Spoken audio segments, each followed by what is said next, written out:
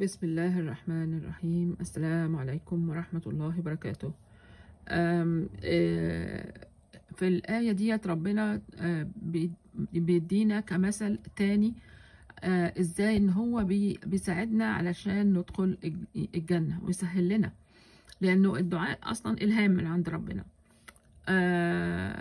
فطبعا هو بيقول الآية بتقول رب اجعلني مقيم الصلاة ومن ذريتي ربنا وتقبل دعاء.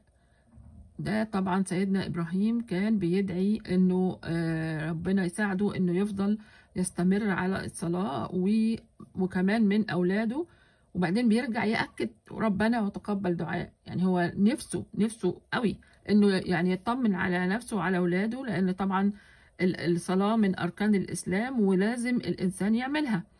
وبعدين جه ربنا بعد كده يعني بعد ما جه سيدنا محمد عليه الصلاة والسلام ووضح لنا ازاي ان احنا نساعد ولادنا ان هم يصلوا، ان احنا نخليهم يبدأوا من سن 7، ثم بعد كده نحاول ان احنا يعني من سن 10 نبقى نأكد الصلاة عليهم.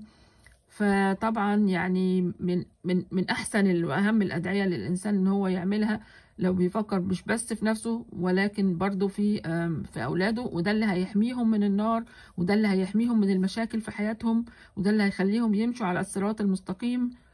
وربنا يتقبلنا جميعا.